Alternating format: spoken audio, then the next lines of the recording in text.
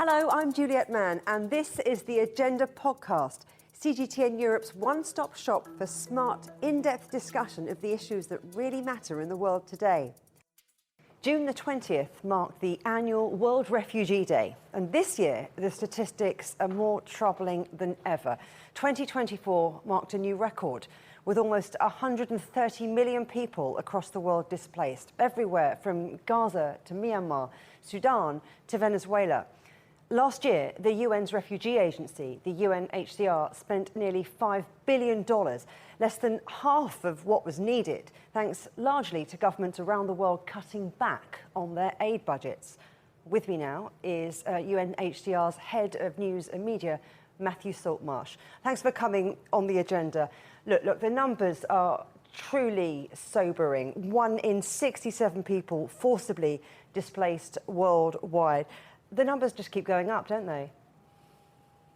Well, that's right. The numbers have been rising now for a decade at least. And as you mentioned, the total number is equivalent approximately to the population of Japan. That just helps put the scale of this into context.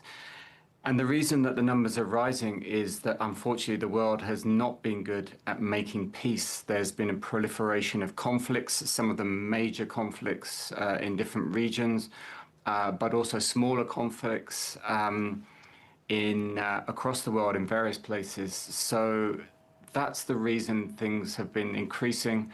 And unfortunately, they still are. The numbers are still very, very high. You say that conflict is one of the key drivers of displacement, with the ongoing situation in Gaza dominating the headlines. What's really needed to support those who have been forced from their homes there? Well, I mean, specifically in Gaza, UNHCR is not operational in that area. But of course, the instability there, the conflict is extremely worrying. Our colleagues in different UN agencies are working as hard as they can to try and get access. So on the one side, the return of the hostages is extremely important. On the other side, what's needed is full humanitarian access so that the aid that is on standby can pour into those people who so desperately need it in Gaza.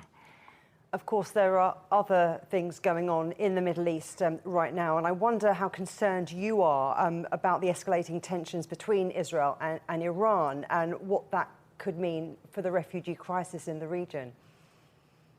Of course, very concerned, like everyone else, about what we've seen. We're calling for a de-escalation. We're calling for negotiation. We think that that's the way forward with these tensions, but also, of course, in all other conflicts in that region and elsewhere.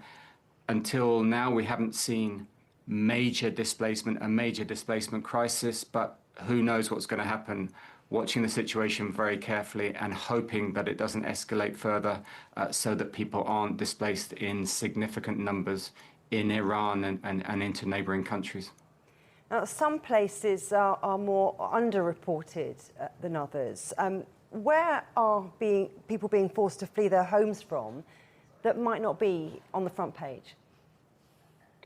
Well, there are a number of crises around the world that you don't hear about so much on the news. We could talk about some of the crises in Latin America, in countries like Ecuador, where they have refugees from Colombia, but also displaced people from Venezuela. You could look in the Middle East at Yemen, which people are aware of, that there's been a lot of instability, but some 20 million people still require humanitarian aid in Yemen. It doesn't get into the headlines like it used to. Or you could look at a situation, for example, on the fringes of Algeria, in the Tindouf area. The Sahrawi refugees have been there for almost 50 years now, and they're living in camps in desert situations where the resources are very scarce. So you just have to look around the world. And of course, you know, the headlines get caught by what's happening in Gaza and now recently between Israel and Iran and Sudan to a lesser extent. But if you look around the world, there are so many other crises, some of them smaller, that aren't being reported on, but the situations endure and people aren't finding solutions. So it's very important to focus on finding solutions to displacement crises right across the globe. Refugee crises involve a whole range of challenges, don't they? From humanitarian aid to addressing the impact on host communities. That's right. I mean, if you look at the statistics, something like 70% of refugees actually stay in their neighboring countries. And the majority of those countries are, in fact, poorer countries. They're lower and middle income countries. So by being the hosts to displaced people and to refugees, these countries experience huge pressures on their own populations. And that has the potential to create instability in what is already a very fragile world. That can mean that people move on to seek safety. They might try to go to wealthier countries. That means that the pressure then turns to those countries. So what we say globally, the most important thing is responsibility sharing. Those countries that have the means, that have wealth, should be willing to provide it to the countries that are shouldering most of the burden in hosting refugees. And that way, that can bring a little bit more stability to those countries and mean that refugees aren't compelled to make dangerous journeys in search of safety. And yet some of those high-income countries, I'm thinking about the United States and the United Kingdom, they're cutting their budgets, their international aid budgets. I mean, so far this year, the UN's received 13% of the amount it was looking for to fund aid projects. And that led to the UN's Tom Fletcher saying brutal cuts lead to brutal choices. What kind of choices are we talking about when it comes to refugees? It's correct to say that the funding has diminished significantly. That started with the United States cutting its assistance to us and to other partners. But not only the United States, a lot of the more traditional donors have been cutting back. And of course, we're trying to diversify our funding base to maybe look more to the private sector or to different donors to step up. But that's not something that happens immediately overnight. It will take time to try to rebuild that donor base. But in the meantime, refugees, people who are displaced, are the ones who are suffering. It means immediate cutbacks in the assistance that we provide, whether that's tarpaulin for shelters, whether that's medication, food, water, whether that's the registration of refugees or the documentation, or if it's the kind of support that we provide, which is sort of support for trauma victims, for people who have suffered gender-based violence and sexual abuse. All of that will need to be cut back. And then in addition to that, our own staffing levels are being reduced. So it means that we can be in fewer places and provide less assistance. But of course, we're trying to react as best we can to remain efficient and to focus on the people who need our assistance desperately, which is, of course, the refugees. There's a tough choices that you have to make at all those different levels of the organisation. How do you make those choices? Is it about deciding which regions are more important to tackle, which people are more important? Well, ultimately, it's about where the need is most acutely required. So it's looking at situations of displacement and seeing where the needs are most acute. And that can be right across the world. We've talked about Sudan. We didn't talk yet about Ukraine. We didn't talk yet about Bangladesh. So the needs are there everywhere. And it's just a question of trying to calibrate those needs and provide what assistance we can. But we know it's going to be less. And we know that people are tragically going to die. And many people are going to be in very, very difficult situations. They are already, and that's going to continue for the next year or years. You mentioned trauma before, and it's made me think that as well as a displacement emergency, there's a devastating children's crisis emerging here too. Tell us a bit about that. Well, the refugee crisis has always also been a children's crisis. The numbers of children impacted are very high. They're in the tens of millions. Many millions of children in recent years have been born as refugees, many of them born in refugee camps. That means that their prospects in life are very difficult. Trying to get out of that situation is not at all easy. And of course, children are particularly vulnerable in these situations. They're vulnerable to exploitation, they're vulnerable to trafficking and to abuse. They're very reliant on parents or carers who may not be present. We see many examples of children actually taking dangerous journeys on their own, which is extremely worrying. So there does need to be a focus on children. And one of the things that we've always tried to look at is education, trying to make sure that children can get an education, because at least if they get some years of education, that gives them a possibility in later life of trying to get work and trying to rebuild their lives. But the longer that these situations endure, the more children who become adults will be impacted by it, and their chances in life will be lessened. We've talked quite a lot about conflict, but it's not only fighting that leads to people being forced to flee their homes. Climate change is an increasing problem. What's happening on that front? Well, climate change is indeed a factor that is increasingly being intertwined, interwoven, if you like, with conflict to trigger displacement. We see the number of countries that are impacted by climate change and displacement together is increasing. Many countries are becoming hotter. We know the temperatures are rising. Many countries are being more impacted by extreme weather events like storms and so on. And that can be a factor causing people to move. But many of those countries are also located in the most fragile regions of the world, which are also impacted by conflict. So we see that the two factors move together and can cause displacement of people. In addition to that, of course, when you have economic precarity in many parts of the world, financial economic conditions becoming more difficult, that can also be a factor forcing people to move. So the three different groups, if you like, climate, refugees and economic migrants, are often or sometimes moving together and kind of impacting one another. Now, your report says that the situation is untenable, but there are some rays of hope, aren't there? Especially now regarding Syria, which was for many years the biggest cause of displacement around the world. That's right. The Syria crisis started back in 2011, and for many years from then onwards, it was the world's largest displacement crisis. People were displaced within the country, many millions, 6 or 7 million, and as many people in the regional neighborhood, as well as going further afield into Europe. So the crisis in Syria was the world's largest one. Thankfully, since December, the country has stabilized. The Assad regime was overthrown in December, and since then, many Syrians have been able to return home, something like 2 million from the neighborhood, but also from within Syria. That is a very positive development and a very rare positive development. What we now need to do is to support that process, to make sure that that hope does not die, and that the people who have returned have some support, the structures, they're able to go to school, to find work, to use infrastructure that gives them a chance at stability, because Syria for so many years was the heart of instability in the Middle East, and if the situation there can improve, that will be a positive sign for that region, but also more broadly for the world.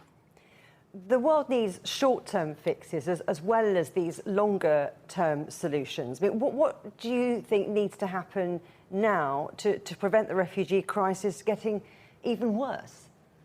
I think there's two things, really. The first one is conflict resolution. If you look around the world, there are so many conflicts, something like 55 or 60 active conflicts being tracked. And we mentioned Syria. That is, of course, a ray of hope. But beyond that, there is very little in terms of conflict resolution happening. So it's crucial that the international community focuses on these conflicts in places like Sudan, in Ukraine, in Yemen, to create the conditions that allow for peace so that conflicts can be resolved, stability can return, and then people will return. People want to go home. Refugees want to go home. So that's the first most important thing. But secondarily, it is important to provide assistance, financial assistance, and much more than is being given at the moment, so that displaced people can find a measure of stability where they are, and so that they don't feel compelled to move on, so that their children can attend school, so that they can find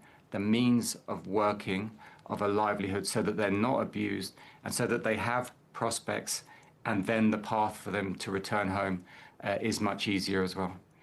Matthew Saltmarsh, thank you very much. Thank you for having me. As we've heard, the world's refugee crisis is most acute in Sudan. Since the civil war broke out there in April 2023, more than 12 million people have been displaced, and more than half the country's population is now in need of humanitarian aid. And yet, much of the impact of the crisis is taking place out of the spotlight of the Western media. Joining me now from Nairobi is Ahmed Kabello, Sudan expert and CEO of African Stream. Thanks for coming on the agenda. Look, it's difficult to underestimate the impact of what's going on in Sudan. In just 2 years, millions have been displaced. Why is the crisis so acute in Sudan? It's so acute because there was already an economic crisis happening before the war started. There had already been a collapse of the state, poor infrastructure.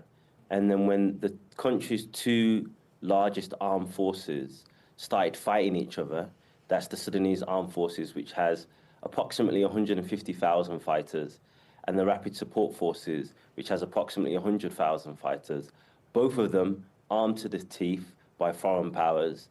It was a recipe for disaster. It's already made situations like ethnic tensions, historic marginalization, the distribution of wealth and the marginalizations of periphery regions like the Nuba Mountains and Darfur. All of this has just compounded a crisis that's been happening, brewing in Sudan for decades, but has become increasingly worse by the war. And where are the refugees heading? Can they get across borders, or are they trapped more or less around Darfur?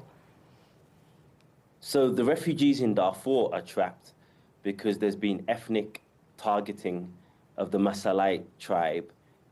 As the Human Rights Watch report stated in May last year, there is plausible genocide. There is definitely ethnic cleansing of groups in Darfur. So it means that people are stuck in their refugee camps.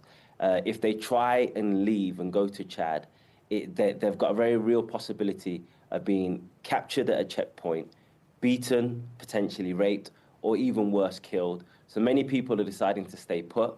Those that have escaped are going to overcrowded refugee camps where there's been little funding, little support from the so-called international community. The numbers that are required for the support have not been met.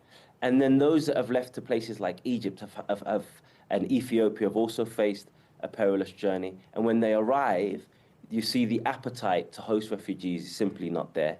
In Egypt, mid of 2023, a couple of months after the war, they changed the status so that you had to get an entry requirement visa, as if the Sudanese refugees were some sort of tourist, not refugees escaping for their lives. Then they've struggled to get residency, which means they're not allowed to work. So they have to work in the informal sector, which leaves them open for exploitation and poor labor conditions. And then there's the marginalization from the Egyptian state. So some of them have been arbitrarily detained, some of them have been sent back, and some of them have just been flat out refused at the border. So it's a very bad situation for Sudanese refugees. And in places like in places like the UK, let's not forget the UK was a former colonial power in Sudan. There's only been 2,000 refugees allowed into the country. Now, if you compare and contrast that with Ukraine, the UK wasn't a former colonial power in Ukraine. There's been 250,000 refugees. There's been programs specifically targeted for Ukraine refugees. There's been no such support offered for the Sudanese. It is a crisis on a huge scale, whether you're talking about the perilous journey, the red tape, all of the bureaucracy when they get to a host country. It does seem a lot of this is largely ignored by the Western media. Why do you think that is, Ahmed? Yeah, I mean, it's a question that many Sudanese people have been asking themselves, like, why does our pain not matter? Why does our suffering not matter? I think there's many reasons for it. One is because there's no obvious good versus bad as there are in other conflicts. So people like a simple narrative, whether it's Israel-Palestine, there's a simple narrative there. Whether it's Russia-Ukraine, there's a simple narrative there. In Sudan, both of the warring factions have been accused of human rights abuses. They used to be close allies, the Sudanese army and the Rapid Support Forces. The leaders of both of these factions used to be friends and work together. So it's very difficult for people to understand who is it that we should be rooting for in this conflict and who is it that we should be opposing. But I don't want to let people off the hook. There's also a situation of just plain out racism. People think in Africa, people kill each other, people die, there's wars. When you hear about, you know, the ethnic cleansing of refugee camps, it's not a big deal. When you hear about the systematic use of rape as a weapon of war, it's not a big deal. So that is the primary reason I think that this just hasn't made the news headlines that it deserves. The UN has declared this the worst humanitarian crisis on record, yet it barely makes the news. And I'm very grateful for your program for spotlighting what's going on in Sudan. Well, your company, African Stream, aims to give more of a voice to the people of Africa. So what can you do? What can companies like yours do to get the message out about this crisis? It's a great question.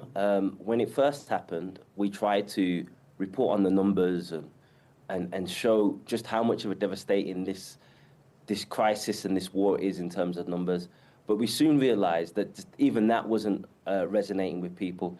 So now we try to tell the human stories, the mother who has to watch their child die because they have no food, or the mother that can't breastfeed because she doesn't have any milk left in her breast.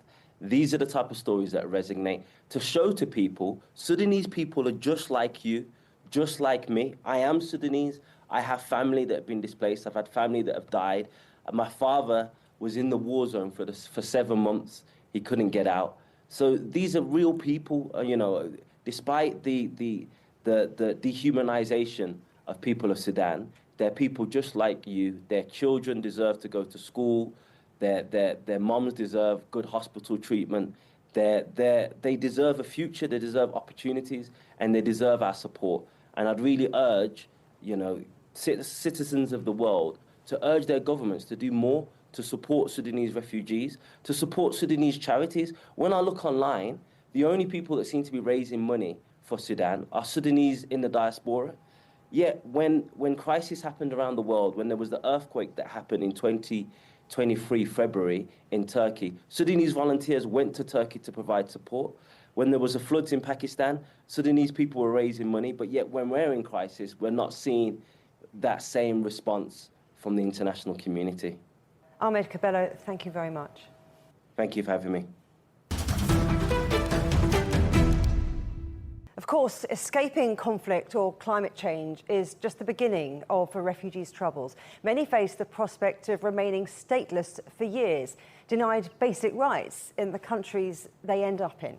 To consider what can be done to address that, I'm joined now by Dr.Ruvi Ziegler, Associate Professor in International Refugee Law at the University of Reading. Thanks for coming on the programme. Look, the basic rights of any refugee were set out in the 1951 Refugee Convention. The world's changed a lot, though, in the last 75 years. Is it fit for purpose? So I think the starting point for answering this is the core idea behind the Refugee Convention, right? It is the idea that every person should have a right to live free of discrimination and persecution where they are. And when their state fails them in this very basic premise, either by persecuting that person itself or by letting other actors in the state do so, then they have a right to flee. And if they flee, they need somewhere else which would grant them protection.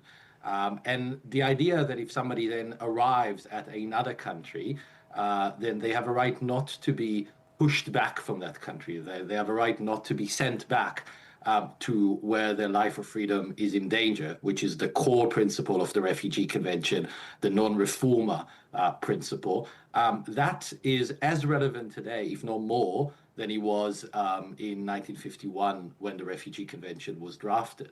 I would also say that even though the text has remained as it were, the interpretations of that text have taken into account changes in social and other norms. So, for instance, the recognition that people persecuted on grounds of sexual orientation or gender identity or subject to gender-based violence, those were not on the minds of the drafters in 1951, but are very much now part of the core jurisprudence of the Refugee Convention in many countries that have signed this convention. It is also the case that people who flee conflict, which is the main driver for displacement across borders today, can be covered in many instances by the Refugee Convention. So I think on all these fronts, it is fit for purpose. What I think we should also say, however, is that quite obviously the Refugee Convention definition is restrictive, and it doesn't cover every person who is in need of protection. You've mentioned in your introduction climate change, and we may come to that. And it is the case that for many people fleeing climate-induced displacement, they won't be at the moment covered by the definition of a refugee. You mentioned there are many countries who've signed up to the Refugee Convention, but what can actually be done when countries ignore their legal obligations to refugees? So that's a really, really good question. So I think one thing to recognize, for instance, is and to be able to call out is hypocrisy, right? And double standards and the application of the convention to different scenarios in different ways. So if we take, for example, the displacement from Ukraine, the European Union has activated a directive that it has called the temporary protection that offered significant protection, really good level protection to Ukrainians almost without questions. But when there were previous displacements into the European Union from the Middle East, we all remember the 2015 crisis, then that displacement was not met with a similar response. So I think the first idea is to say when countries have in place potential policies, things like family unification schemes to unite people with family members who are already in the country, things like humanitarian visas to be able to apply from out of country to come safely to a place of refuge. Those mechanisms exist. They're just not implemented in a fair way. They're implemented in a discriminatory way, only towards some nationalities and not others. And so I think A, calling out the hypocrisy, and B, setting out the existing routes that are available and demanding that they be applied without discrimination, I think is first a very core thing that we should be doing. I think the second thing we should be doing is counter the narrative that refugees, people seeking protection, are somehow queue jumpers in a general migration trend. I mean, these are people who are forcibly displaced. They need protection somewhere else. And they need to get somewhere else safely and legally. And if they don't have a legal route to get somewhere else, they will try to get there in any manner that they have available to them. That doesn't make them queue jumpers. It just makes them people who are desperate in need of protection. So that's the second thing I think that's required, is to change the narrative. And I think the third thing is for states to be willing to call out other states, even in international fora, which doesn't really happen at the moment. Ruvi, Ziegler, thank you very much. Very welcome. Remember, you can subscribe to this podcast on iTunes, Stitcher, Spotify, or wherever you get your podcasts. You can also find more agenda content on CGTN Europe's Facebook, Twitter, Instagram, Telegram, and YouTube channels. Until next time, goodbye.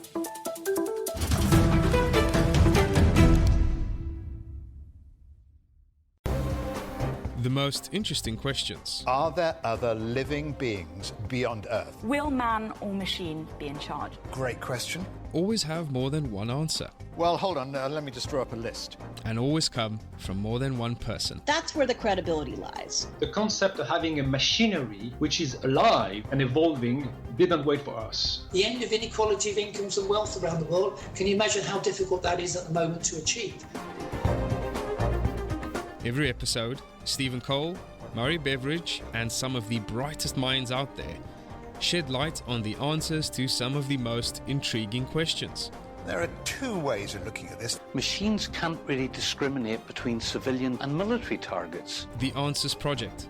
Maybe we need to just look at this in a bit more detail. Extraordinary claims require extraordinary evidence. The Answers Project, a new podcast from CGTN Europe.